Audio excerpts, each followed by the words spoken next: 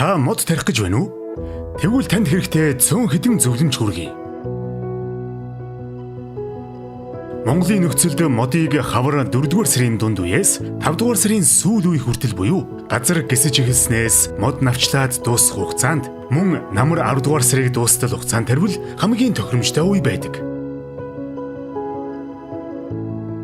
Эхлээд модны хэмжээнээс шалтгаалan нүх буюу тогоогоо ухаж бэлтгэнэ. 2 м орчим өндөртэй суулгацсанд 50 см-ийг харьцах 50 см-ийн диаметртэй тогоо бэлтгэнэ. Бэлэн болсон тогоогоо дүүртэл услаад хонуулбал их сайн. Мод тарьж ургуулахад хамгийн чухал зүйл бол хөрс. Хөрсөө 50% хар шороо, 30% элс, 20% нь бордоо байхаар бэлтгэнэ. Тогооны голд суулгацын үндсийг нугалж гэмтээхгүйгээр жигд тараан суулгана. Суулгацын үндсийг гэмтээхээс сэргийлэн хөрсийг баг багаар үндэсний хүзүүвч хүртэл хийн сайтар чигжиж өгнө. Тогооны ирмэгээс доош ердөө 20 см зайвалтай.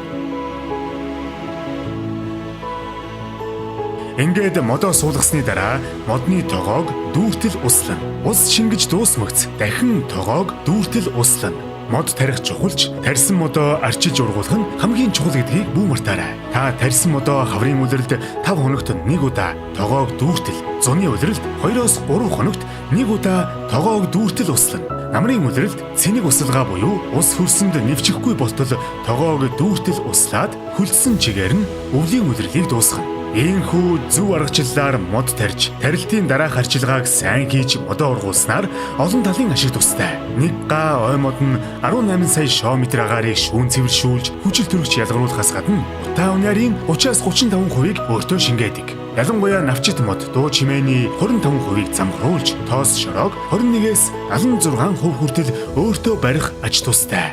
Үүнээс гадна хүний сэтгэл зүйд таатай нөлөө үзүүлдэг. Хаан Бангсан таныг гэр бүл найз нөхөд хамт олноороо мод тарьж их дэлхийд ногоон өнгө нэмхийг уриалж байна.